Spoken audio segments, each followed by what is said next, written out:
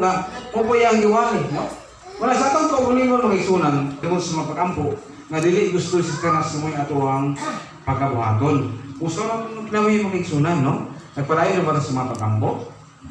O wala na ka nagtagad siya sa mga pag-ampo, no? Sa panahon sa imong mga problema, kung sa kayo imong gibuhat, ha? Di lang ka kamulitok, o di lang ka mampo sa buhay ng Diyos, no? Wala mga igsunan, nga isang kinig ka butang, isang mga butang, nga dili gusto si Satanas nga mga atong buhaton sa atuang kinabuhi. Ito sa mga pagampo. Ang Lucas 11, versikulo 19, ingon sa dinhi, kung giingon nako nini paghingin ang mga yawa, yun sa man di ay sa inyong mga sumusunod, pagpapahawa kanila ang inyong paggalingon nga sumusunod, nagpaila, nga sayo, kayo kamo, ay mga punto ba sa atong kinabuhi.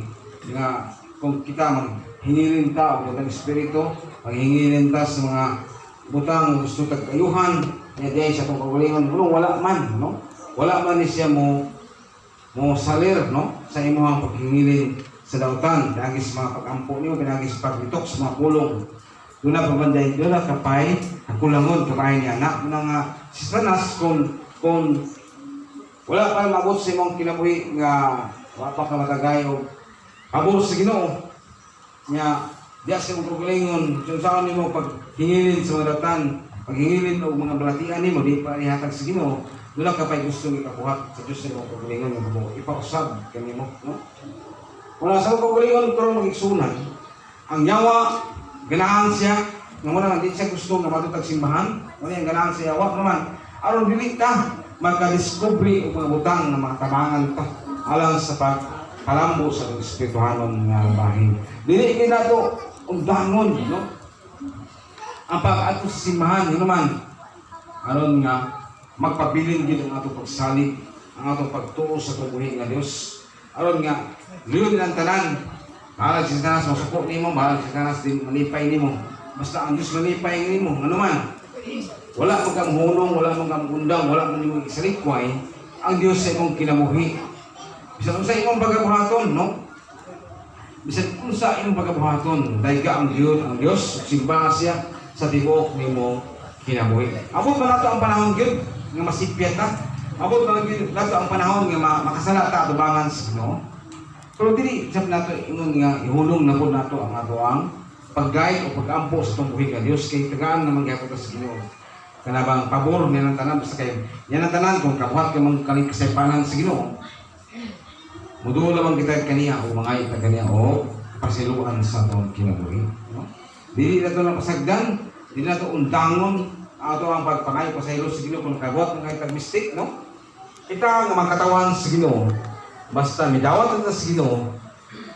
Kung katong walang pag-ibig siya mabautismuhin, no? Sa tubig sa Espiritu, dahil ang tagpanahon yun, no? Aron nga mabautismuhan mo, aron nga himo na gyud mong anak sa Ginoo, katawhan sa Ginoo, no? Mangita ng tagtime nga dapit nga nunay paghimo nato nga baptism, no? Water baptism or spiritual baptism, no? Aron nga mahimo na gitang yes Ginoo, no? Diya sa mga pagampo, dili kita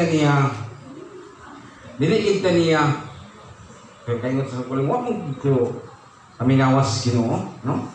Kung nana ka diya sa Ginoo, unsa may imong pangayoon sa Ginoo, malingon nga tuhoy, maabot na nimo, madawat na nimo. Ikaw ra pud sa imong kulingon, abot na lang yun unsa nga time ay hatag sa Ginoo a pabor para matagbo o matubag ang imong gipangayo ngadto kaniya. Kadawa kay sunan kining ato pagisutan kay last na nato taas man pero kay apil man oras kining ingon diha nga pagsalig kadto sa Dios, no? Nagpalayon ba ang ato pagsalig sa tubuhi nga Dios? Basta kayawot ang panahon nga wala kay pagsalig niya, di nagamutuon niya, di nagamuilan niya tungod kay tanan imong gipangayo ang pamay niabot, no? Ning kasunggulingon nga nangayo man ko og kuan kanang pagkaon hay man ang niabot, no? Pagkaon man nga mga nindot para akong kaunon, no?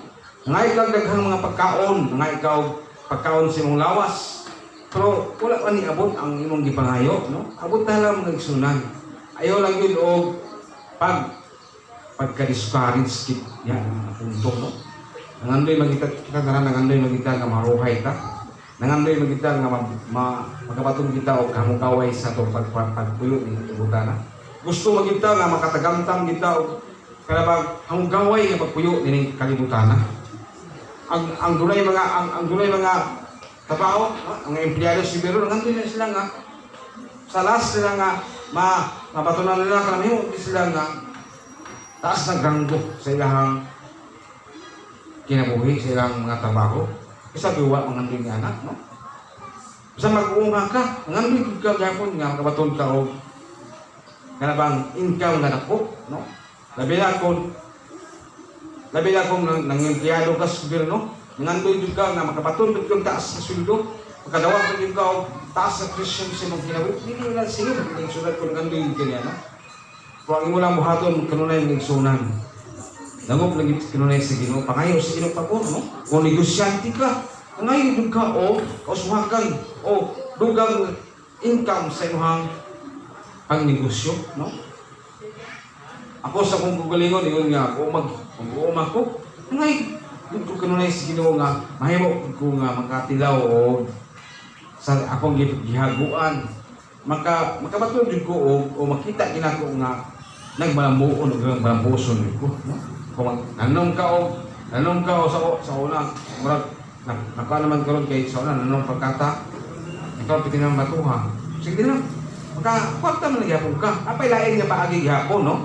Kung nanong ka karon o mga produkto sa imong panguma, ayaw lang yun nga ka-discourage, no? Padayon lang yung pag-sayang sa Ginoo, na Diyos magapahiluna, yan ang kalangit kanimo. Tagaan ko niya na kasangkapan, no? Kailangan kaniya og daghang mga pamagi para dili ka ingon nga maluya sa pag-ilas ng buhi nga Dios. Kung nang empleyado ka sa gobyerno, no? Padayon lagi kinunay Dios pagsalig sa Ginoo kay mahimong ka nga hangtod nga mag-retire ka, magkabatod ka kana ba hamugaway nga pagpuyo. Abot ka sa panahon nga mawa ka sa pagpangempleyo nimo, kaya mo retire mo ka, apit ito kayo madawat niya nga mga kantidad, ihatag ka niya mo tuot kay nagmalampuson ka sa imuhang bulhaton ingon nga empleyado sa gobyerno. Kung negosyante ka, ayaw kaluya, ayaw kabalang ka, mga ayaw sa Ginoo ang daghang mga panalangin gusto nimo nga matunan sa imuhang kinabuhi. Kining usayon kay may ibang mga tao nga nindot yung negosyante, kaya naman naagi sila yung ma-income nga ginaggo, no? Kaysa ikaw, naka sa mga panguma, naka sa uban pa mga trabaho nga dili kayo yung dinaggo income, pero ang Diyos sa kay nata, nangalagad sa Ginoo, nata sa pagsunod sa kabutuon sa Ginoo, dili kita kasagdan sa Ginoo. Tabangan kita niya kanunay. Katanan, dunay mga kaswagan silang kinabuhi, no? Dunay mga kita nila nga nag-uswagon sila, ayaw yung kalimot sa Ginoo. Nga siya may nagtabang kanimo, siya may nagpahiluna kanimo, ayaw yung kalimot, no?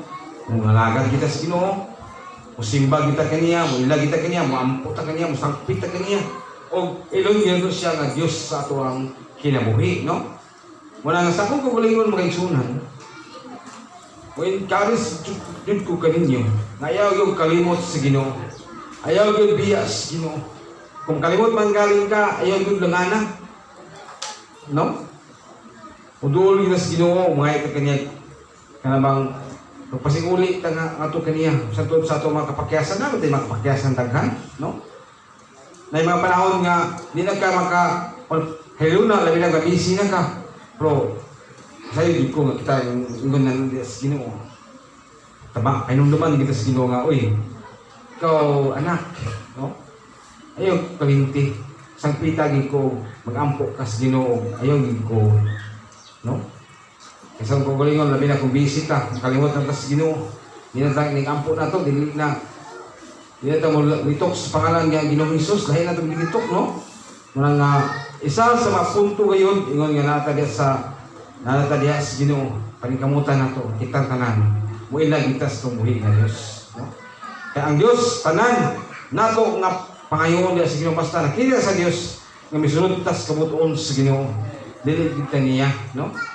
Dili kita niya hikawan sa ato mga gipangandoy sa ato ang kinabuhi, no? Sa mga katawan nga nakabatunag din sila og kanabang katumanan sila gipangayo, no? Pasalamati ang Dios niya na, no? O parayon, no? Sa pag-ilas ng buhi nga Dios nga to ang ilang nga Dios sa ato ang kinabuhi. Di kita niya pasagdan, dili kita niya sa likway, no? Kaliwala man sa daghang tumasatian nga mga problema sa itong kinabuhi, tabangan kita niya aron nga kita mapahiluna sa husto nga pagkapahimutang sa atong kinabuhi, no? Ang atong time, di man ta mahuman pero ano ang gyud, no? Oras naman gyud, no? At least na lang gyud magigsunan nga pahinumduman tas pulong sa Ginoo kanunay. Dili ta mao-ingon sa itong kulingon nga kulang man ko, no? Atong oras magod makaigsunan kulang pamampud kita niya ato magtagos ta. Pero sa dilang, no? Kay daghan matag time nga maka sortes pulong sa Ginoo, mapahinumduman pa tas pulong sa Ginoo, dili na tayo ingon nga awa na time, no? Nga pahinumduman tas pulong sa Ginoo, ang pulong sa Ginoo makaigsunan kanunay kini siya nga ipabot gyud sa patusta kanato, no? Nasigo magdalasig kinato ni pulong sa Ginoo. Sa to bingon sa kulingon nga apulaan mo si kamino sa pulong sa Ginoo, labi na kung sakit-sakit ang mensahe, pero makatabang na kanyo mga igsunan kung sakit na siyang mensahe. Di ba siya analyson kay ano matabangan ka kayong rasong gulingon nga para buto sa kuwag yung mensahe ang nakita ko naman po pinahimo nga mga kapakyasan niya tabangan sa Ginoo. Ngayon sa Ginoo pagmasig uli, no? Kay tabangan ay luna ta sa Ginoo kaya kalinaw kapsay sa tanan sa atong mga nahimo nga mga problema, nahimo nga mga kulian alang sa lunaton sa Ginoo. Kita karon makaigsunan buhi pa ta. Apre time gyud nga mag kami gusto mo bulingon nga sakit naman na. Di ko na mong kuana, di professional naman ko diana, pero dili ka na siya mo'y katuyuan para mapasakitan ka kung dili panumdum na kanato para nga makarecover ta sa watang hibalos dagan sa panahon na to karon, no? Watang hibalo kung ano sa'yo mitabo na to, may sa'yo mitabo sa kalibutan ugma o niya baka taon-taon, pinunduman nga ang pulong sa Ginoo, nakabatid sa pulong sa Ginoo o natabangan ta usa na to pag luminara na to kaulingon nga magkaadto gyud ta sa kitagana sa Dios kanato nga namang kaingon ta makatawa ta pero tinuod gyud kini nga langit nga gusto gyud tanan, no? Samtang buhi pa ta. Daghang na karon ang namatay sa mga problema biya ko. Wala. Na yung katawhan nga nawala na sila sa pangagad sa Ginoo. Silang pagkawana namatay sila nga wala sila mahibalik sa Ginoo. Nga sayod magita sa pulong sa Ginoo. Nga kung dili ka mahibalik sa Ginoo, dili nimo isulundir mo pagulin mo sa Ginoo sa pag kaniadto nangalagad na ka, no? Kaya iya na ka sa Ginoo pero simang man ka. No, kabalik sa Ginoo. Ang imong samputanan niya is dili siya maayo, no? Ingon nga na sa Ginoo, kung nakabantay ka sa pagkulingon nga simang na ka, ayaw gyud kalimti, ayaw gyud pag dugay-dugay sa imong kinakaugalingon. Dugay kita sa Ginoo, maginosulta na to kaniya. Aron nga kasi natin kita o kanang kasiguruhan sa atong kinabuhi. Okay? No? Ano lang yun eh? Bagting naman kita niya, mutapos ta sa tawag para mahuman. Kasi lang, dagan pagkain nga makasaysay pa tayo para sa tuang lugang na informasyon may kamot sa tuang kasiguruhan sa atong kinabuhi. Salamat sa pulong sa Ginoo, salamat sa inyong paghatag ng panahon sa pagkaminang nilay, kung kayo makatabangan kita, makatagan kita, o lugang paglingkong o pagdasig sa itong kinabuhi. Malindog ito, kaya mag-awit kita, kung sa kaawit, samtang di ka lang magtapos, no? Ang kami, kung magigsunan, mag-meeting ng data, pero madali itong mga kaubanan, no? Pero sa sunod linggo, kasi no, kapalik sila, mag-meeting na ta para sa itong kauswagan o kampuan sa itong church tapod, no? Para sa dugang na itong kauswagan